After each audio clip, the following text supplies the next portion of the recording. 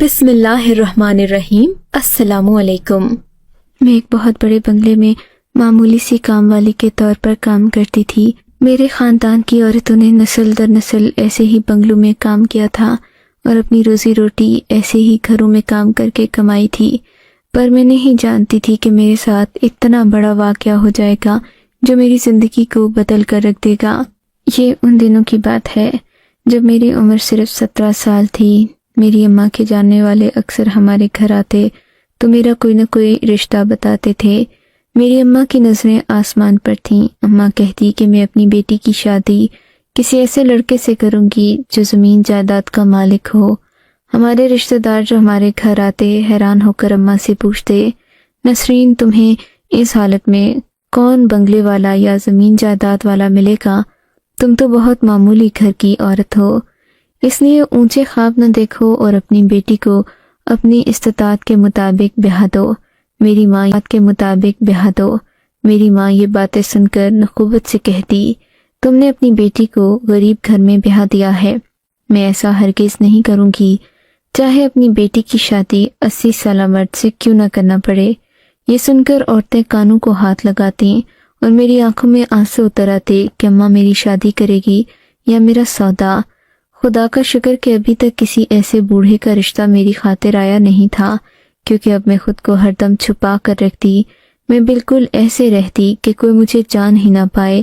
اماں نے لاکھ کوشش کی کہ میں بھڑکیلے کپڑے پہنوں، لوگوں کے آگے پیچھے پھروں، پر میں نے ایسا کچھ نہیں کیا۔ میں خود کو چھپا کر رکھتی کسی نگینے یا سفینے کی طرح، مگر پھر بھی انسان کی قسمت میں جو لکھا ہوتا ہے وہ تو کبھی بھی ٹل نہیں سکتا۔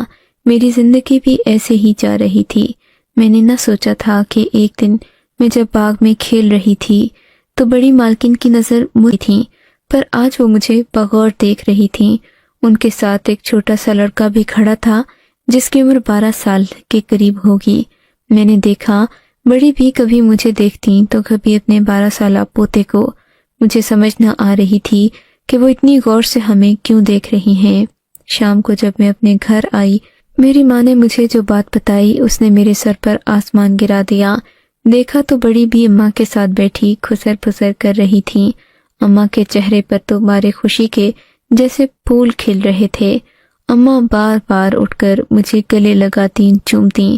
بڑی بھی وہاں سے چلی گئی تھیں۔ میں نے اماں سے حیرت سے پوچھا، کیا ہوا ہے ماں؟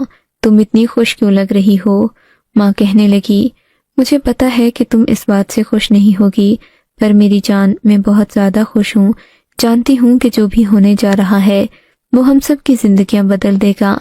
میں نے حیرت سے پوچھا، ماں ایسا کیا؟ کہنے لگی کہ تیری شادی مالکن کے پوتے کے ساتھ ہوگی، وہی جس کے نام پر کروڑوں کی جائیدادیں ہیں، اور وہ آگے چل کر اس ساری جائیداد کا اکیلا مالک بنے گا۔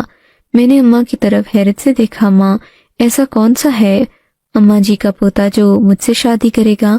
میری بات پر ماں نے مجھے پھر سے چومتے ہوئے کہا، ارے تو اس گلشاد کو نہیں جانتی جو کہ تجھ سے عمر میں بھی چھوٹا ہے؟ دیکھ بڑے ہو کر تیرا خیال بھی رکھے گا، ابھی تو صرف 12 سال کا ہے۔ یہ سن کر میں اپنی جگہ سے اچھل پڑی۔ اماں تم ہوش میں تو ہو؟ میں 12 سال کے لڑکے سے شادی کروں؟ میری عمر 17 سال ہو چکی ہے۔ 12 سال کا لڑکا میرا شوہر بنے گا؟ تم ہوش میں تو ہو ماں؟